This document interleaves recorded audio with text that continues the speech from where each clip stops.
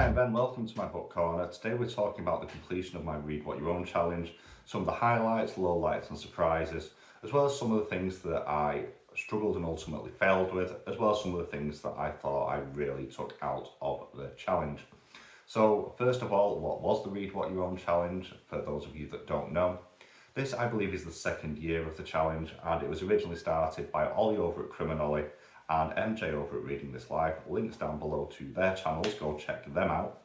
And the basic idea is that a lot of us buy a lot of books. More books than we generally do actually read. And the idea of this is to put a bit of a break on that spending and to go and look at our bookshelves and go, oh yeah, I bought that book, maybe I should read it. And you set yourself a challenge of X amount of books to read before, in theory, you buy any more. Now, the particulars for the challenge do vary person to person. People have different targets and different rules. So in terms of the rules that I set for myself, initially I targeted 25 books to consume. I then counted my bookcase and very quickly upped it to 50. For me, the actual challenge started on November 5th, which it did for a lot of people, but not everybody. And I finished it around about March the 5th. So that's not too bad going for me to get through 50 books. In terms of particulars for the rules, however, for mine, I decided to include any physical, digital or audio books that I owned at the start of the challenge. This included any that I had paid for but had not yet received. I also included any Kindle Unlimited books that I already had downloaded on my account. I could not add any new ones to it, but ones I already had were fine. This did not include any books that were gifted to me. It also did not include any Audible credits that I spent during the period that the challenge was going on for. So there we go. So 50 books, 4 months. How did I find it overall? So overall then, I had a positive experience on the reading side of things. There was a lot of books that I'd been putting off for one reason or another, either because I'd had a bit of a rough personal spell or that I'd done some themed months in particular. So this allowed me to sort of break out and have a bit more of a varied reading selection over the 4-month period, although it was still very, very heavily fantasy and sci-fi skewed as well as YA. The other thing that this... Don't do that. Cat's destroying my house. The other thing that happened just before the challenge started was that I actually broke my Kindle. Now, I did still have the Kindle app on my computer, so I did read a few digital books on there, but I didn't get around to replacing my Kindle until February. And so, because I live in the UK and the weather sucks most of the time, especially over winter, I don't really like taking physical books out with me because I don't want them to get water damaged. And normally I'd take my Kindle with me, and that was an option that was no longer available, so that forced me more into audiobooks. And the first major positive I got was that I sort of started listening to audiobooks again. I'm not sure how many I listened to in total. I think it was about 14 over the 4-month period, which is still not a huge amount, and a lot of them were quite short. But I'm now determined to work through my Audible library and start listening to more of the books that I've got on there. I'm going to do a special shout out in this section, actually, to something I'm not going to mention later on. But a number of the Kindle Unlimited books that I had, I didn't realise that when you downloaded them, you got the Audible version for free as well while it was downloaded. And this was for specifically the Amazon exclusive short story collections. There's 3 that I've been digging through so far. They are the Creature Feature selection, the Far Reaches collection, and the Forward collection. And the majority of the books within there, with the exception of the Creature Feature, were actual audio books that I listened to rather than books that I read on my Kindle. And overall, the stories have been strong, but they've really been elevated by the narration. A special mention for this goes to... I can't remember what it's called. It Waits in the Woods by Josh Malerman was the one that I was forgetting about. Narrated by Lauren Ezzo, and I just want to do a special shout out to that one specifically, but every one of the short stories that I listened to were absolutely amazing. The ones that I read were decent, but I think they were all read before the challenge started. But all the audiobooks I listened to during the challenge while I was out and about, and without a doubt, every single one I would say was elevated by the narration. And I have started listening to more audiobooks since then. Other things that are really positive, it forced me to read books that I would have no idea when I'd get around to. I'm not a traditional mood reader in many regards. So whilst I do get mildly influenced by my moods, I tend to try and hit certain genres in chunks. And I don't know when I would have got to a number of books. And some of them actually ended up being my favourite books that I read. It's also helped me develop some favourite authors. There's some authors that I picked up that I've not read before. I'll definitely be checking out more books by them as well in the future. And finally, it forced me to actually attempt to organise my bookcases, which has now led me to needing more bookcases. So overall, it's been really, really positive. I've also read more, bizarrely, with the exception of December. I read more in November, January and February than I have at any other point of the year, I think, as well. So that was a little bit surprising to me, and it also sort of reinforced the fact that I do tend to only buy books that I think I'm going to like, even for someone who tends to cover buy. So that was an interesting little insight. The thing that I struggled with is no surprise to anyone, and if you know me, and I know Noah is aware of this, I failed the book buying side of things. A number of reasons for this. One was I got given Amazon vouchers for Christmas, and it was either going to be bookcases or books, and I bought books. But generally speaking, books that I have been bought have fallen into one of three categories. The first one is books I'm going to be reading for the Banned Book Challenge in 2024. If I had them on my list and I've seen them relatively cheap, or I've seen a banned book that has reminded me and that I'll know that I'll end up forgetting to pick up at some point and leave to the last minute, I have picked those up ready for the challenge. So that's been the major cause of me purchasing books, and most of them have been digital books. The second thing is series. So there's a number of books that I've read over the course of the challenge that have been part of a series. Quite a lot of them have been book twos, there have been some book ones though, and quite often, if I didn't have the next book in the series, I have gone out and bought the next book after I've read the previous one, ready to continue, or in many cases finish the series, which I'll read relatively early on. So good examples of that are the Heartstopper books, which I read very early on, book one, and I went out and bought all of them with some Amazon vouchers I was given. And also the other big example would be Throne of Glass, which I'm still trudging through. We'll see if I still am after I hit books 3 and 4. And then the last one is books that I already had on my wish list that went to 99p, basically, or on sale at least. So there are a few books. Silver Nitrate is sort of the main one that have been on my list for a while that went to 99p over December. And the June trilogy as well, 99p for those 3 books on Amazon as well. Those ones had been on my list for a while. They were 99p, I wasn't going to miss the deal on those. So that is my ultimate failing, was the purchasing of books. The other one that I did break to do with books was in January. I decided to have a bit of a work through the mangas that I owned, and then I decided while reading them that I wanted to read a load of manga, and impulsively went off and bought a boatload of manga, all of which I will be reading throughout March. So you'll hear more about that as I go through those. But that's the successes and failures. So what about the books that I actually read? We'll hit exceptions to the challenge first of all. The exceptions, there was a couple of them. There was a few books that I pre-ordered that were new releases for February. They were The Absinthe Underground by Jamie Proctor, The Tempest of Tea by Hafsa Faisal, and Butcher of the Forest by Premi Mohammed. I paid for them after the start of the trial. They did not count towards the... Why am I calling it a trial? I feel like I'm on trial for buying so many books. They are very much new releases that came out in February that I wanted to cover quite close to their release date, so they didn't count. And there's one audiobook as well, which I picked up through my Spotify premium subscription to listen to, which was Open Throat by Henry Hoke, which I'd heard a lot of good things about and was a quick listen just when I was out and about, so I decided to listen to that. Also did not count. So with the exception of those books, everything else that I've read I already owned.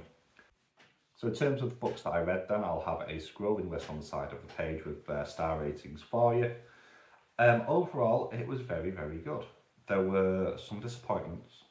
One that I would say was objectively bad in my opinion, and some that I thought were really, really good.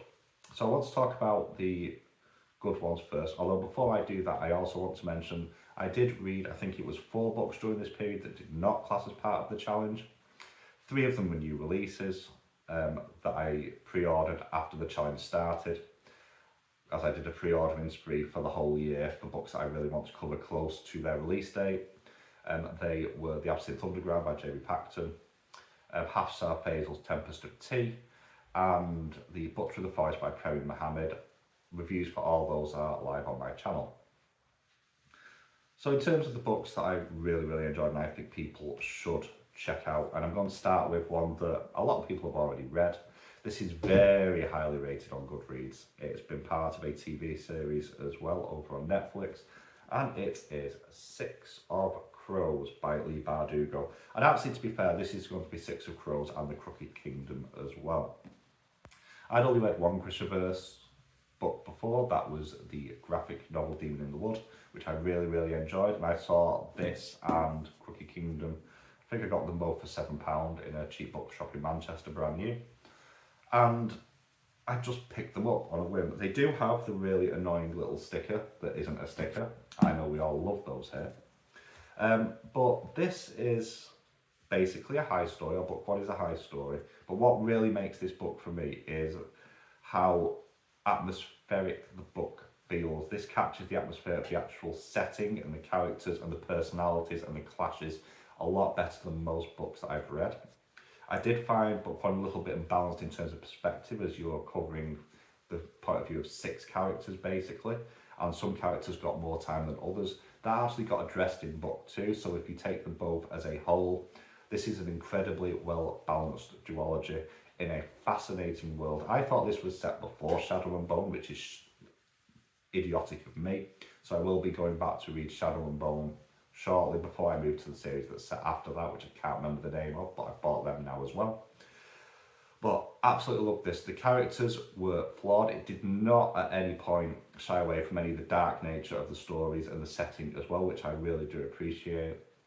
And it did feel like there were real consequences to the actions that people made. And it somehow made you sort of root for some people who were, in many regards, quite horrific, especially Kaz, who is, I'd argue, the main character of the 2 books. He is a despicable human being in many regards, but you still end up rooting for him because you understand why he's become the monster that the world perceives him to be. Highly recommend, well worth checking out. I gave them 4.5 stars each, I think. I could be wrong on that. So, yeah, that's the first one. So one of my favourite books from last year was Sunbearer Trials by Aidan Thomas, which has its sequel out in September of this year. So I decided he'd written another 2 books on top of this that I was aware of. The first one was his debut novel, Cemetery Boys, and that makes this list simply because of the quality of the chemistry between the main characters of Julien and Adriel. And that is what really makes this, because the chemistry on page absolutely crackles. The story itself is a relatively by the numbers one. There's some interesting theming around the idea of death and ritualization, as well as gender roles as well. And there's also, as the main character is trans, female to male, you do have the community acceptance side, which is interesting compared to Sunbearer Trials, as that was more of a personal acceptance of who they were. So I appreciated that as well. But the actual chemistry between the 2 mains of Adriel and Julien was absolutely scintillating. I am delighted that there is a book 2 that he's now working on. I'm looking forward to that. This is banned in a state. I'll need to check which one it is because I can't remember off the top of my head. So it could class as someone as a banned book challenge book as well, which is always a bonus.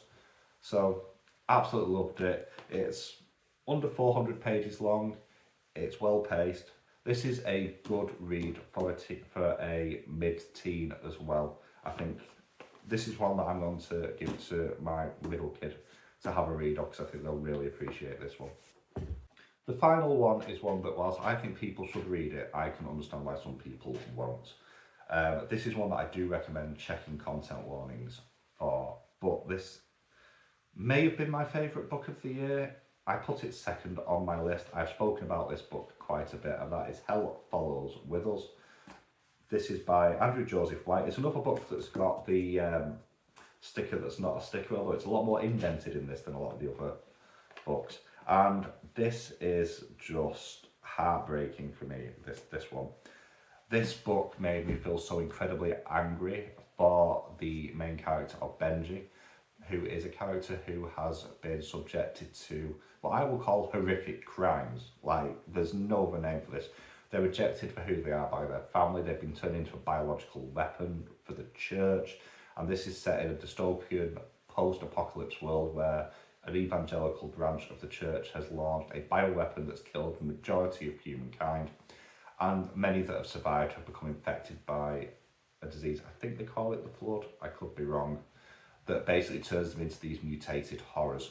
And Benji has been injected with a specific disease that's going to make him a seraphim, that's going to give him the ability to control these mutants, basically.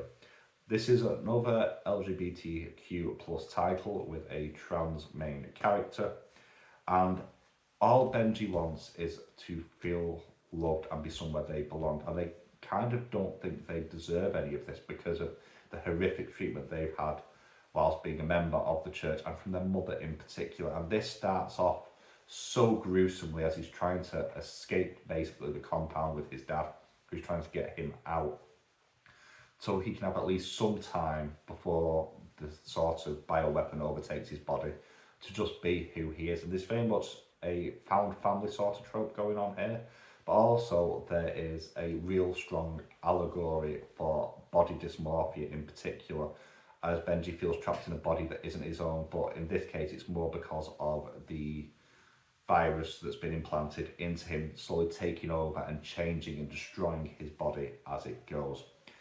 It's very dark, it's very gruesome. This surprised me a little bit by being classed as a YA novel. I will fully hold my hands up and say that, because of how dark and gruesome and violent it is.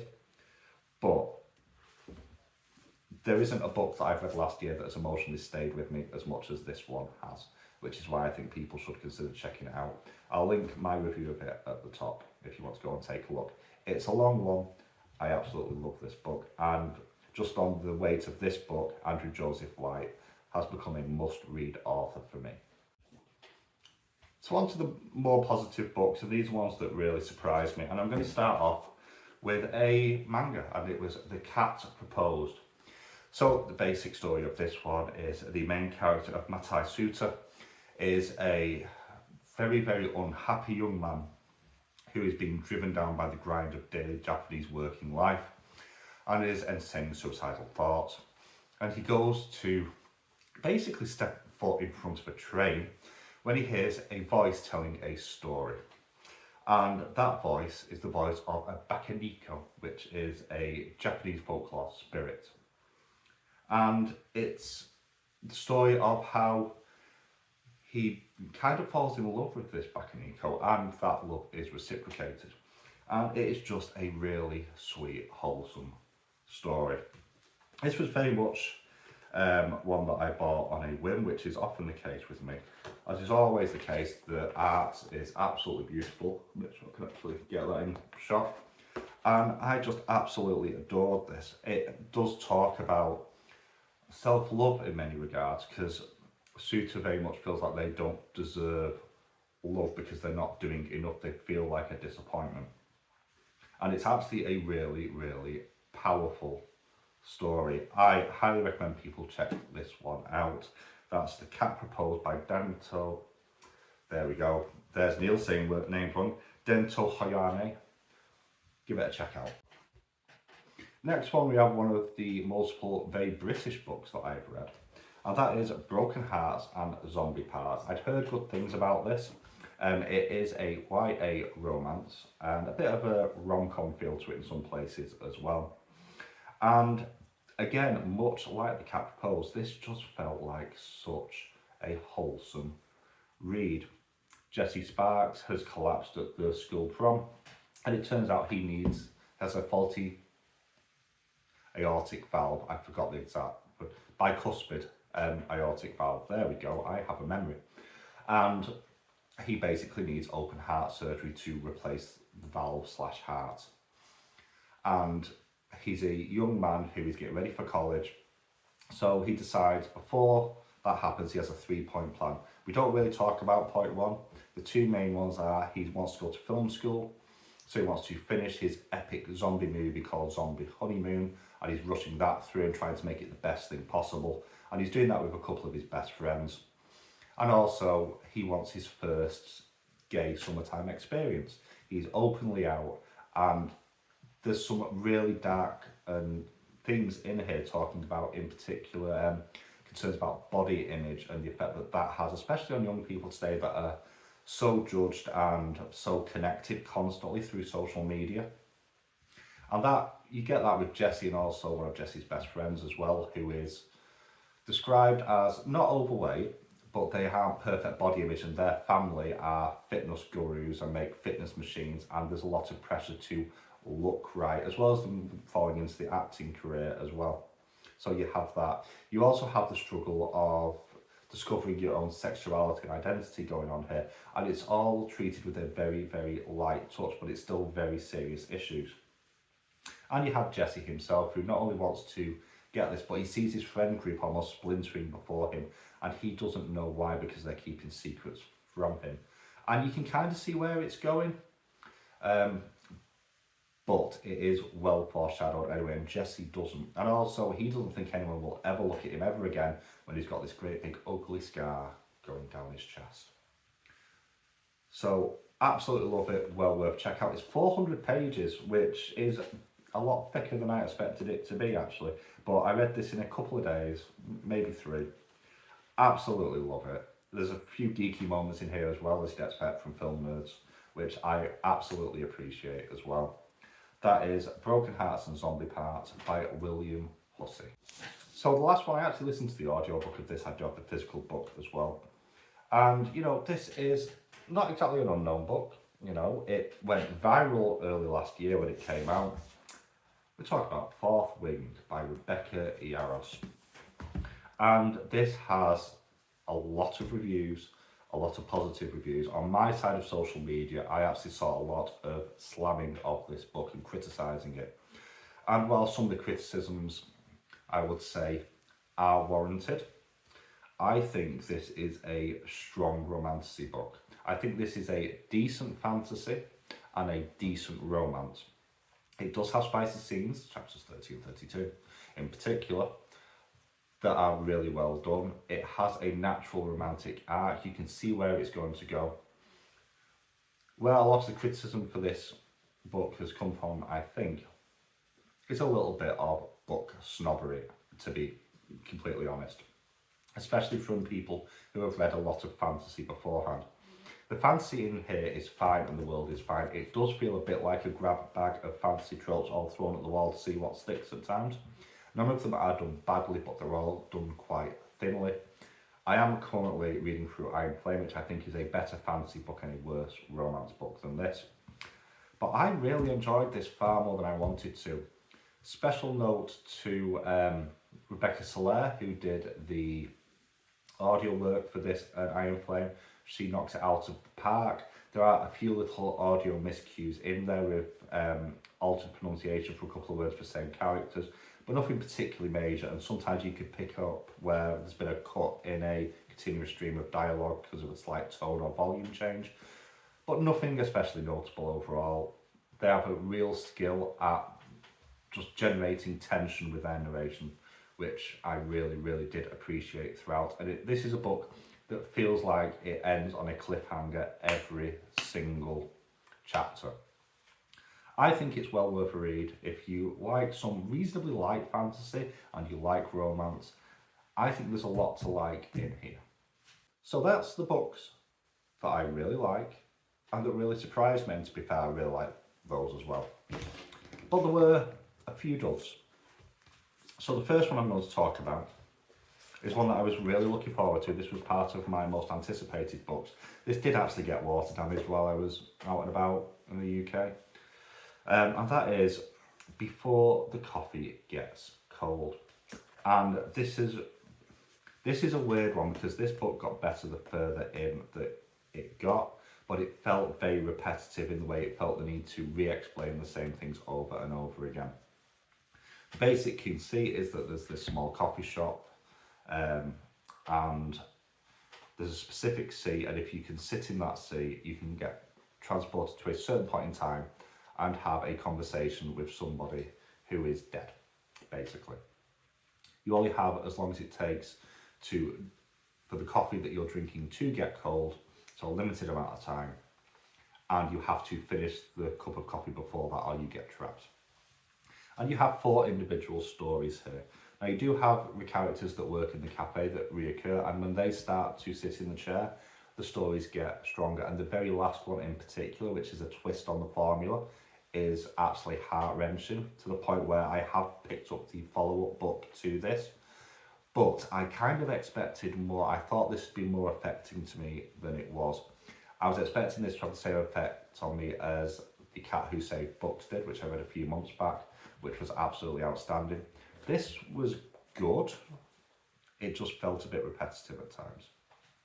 Next up, I might get slaughtered for this one. 5 Survive by Holly Black. Now, objectively, this is not a bad book at all. I think this is just, I've run into a book that just isn't for me. It also has the irritating sticker not sticker, and this is even less useful because it's telling you it's by the best-selling author whose name is already on the front of the book and says the word bestseller underneath it, but never mind. This is basically a road trip story where a group of acquaintances, I was going to say friends, but that's not strictly true, are making their way across country for basically summer break, and they're going in a camper van because money, basically. But one of them has a secret that's worth killing for.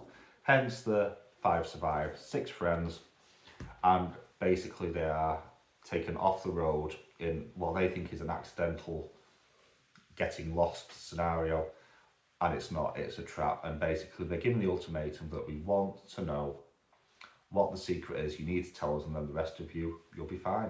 We just want this one secret. And you get the unravelling of trust going on there. You get the fact that there's more than one secret in there, so you have people revealing these secrets that are not the secrets that people actually looking for. And there is a good level of tension, and it's an incredibly fast-paced book. This is just a book that isn't for me. I think because it is so non-stop, it takes a little bit of time to get going, and then it's like it's climbing up the hill, and then it just takes the brakes off and just plummets down. If you like a fast-paced YA thriller, then you'll probably absolutely love this. This just wasn't for me personally. The last book I'm talking about is the only book on my list that I read that I didn't buy myself.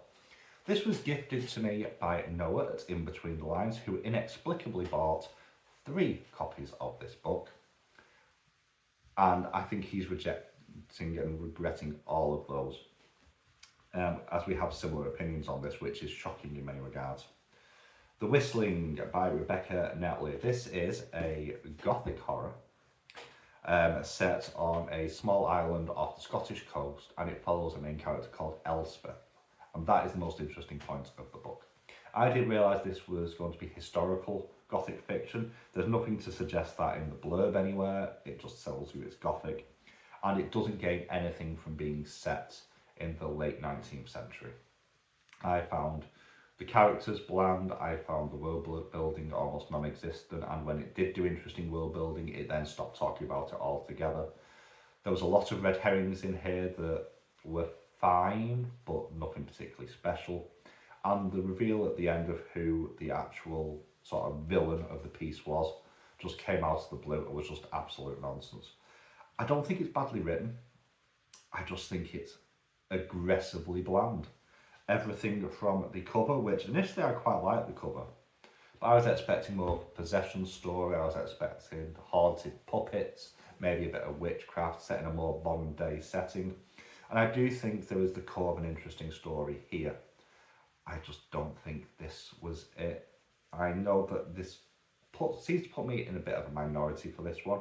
I just found this slow and uninspiring and I didn't care about any of the characters. So that's it then.